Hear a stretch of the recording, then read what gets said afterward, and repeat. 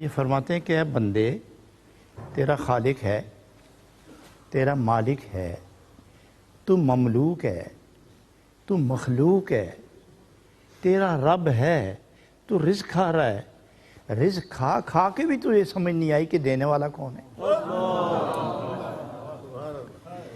تو نے آج تک اس دینے والے کا ہاتھ نہیں دیکھا، اس کے کرم کی لہر نہیں دیکھی، اور تو راتیں گزار رہا ہے، دن بسر ہو رہے ہیں، صبح ہوتی ہے، شام ہوتی ہے، عصر ہوتی ہے، فجر ہوتی ہے، یوں تو زندگی تیری کربٹیں لے رہی ہے، اور تو آج تک مخلوق ہو کے، مملوک ہو کے، غلام ہو کے، بندہ ہو کے، اور اپنے خدا کا رازدار کہلا کے آج تک تو نے اپنا مالک نہیں پہچانا۔ اظہر، آپ بھی اور ان کو بھی آگے لائیں، پلیز کم ہے۔ یہ پولیس کا اچھا خاصا ایک افسر ہے، انہوں نے لنگر کی ایک دفعہ دال کھائی تھی تو اس کے بعد یہی حال ہے ان کا بھی۔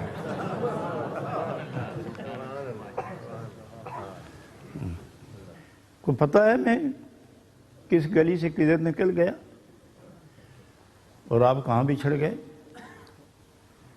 کوئی یاد ہے میں نے کہاں؟ کوئی یاد ہے آپ کہاں پیچھے رہے تھے؟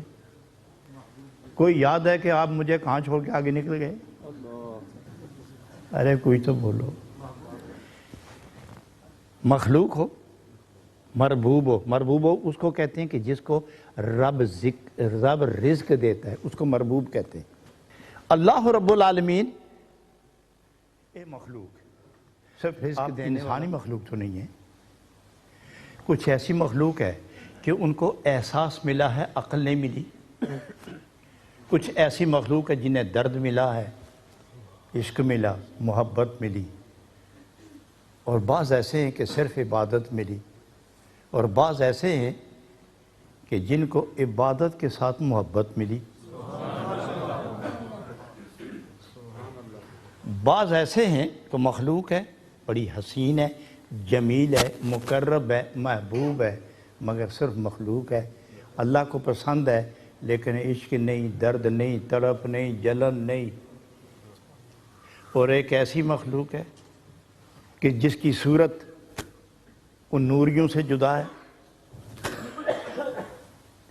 میں ایک درس دے رہا تھا تو ایک آدمی نے کہا کہ اللہ جل شانہ نے آدم علیہ السلام کو سارا علم دیا اور فرشتوں کو نہیں دیا، اور پھر فرشتوں سے پوچھوایا گیا کہ بتاؤ، تو جب فرشتوں کو علم ہی نہیں دیا تو پھر سوال کیوں کیا؟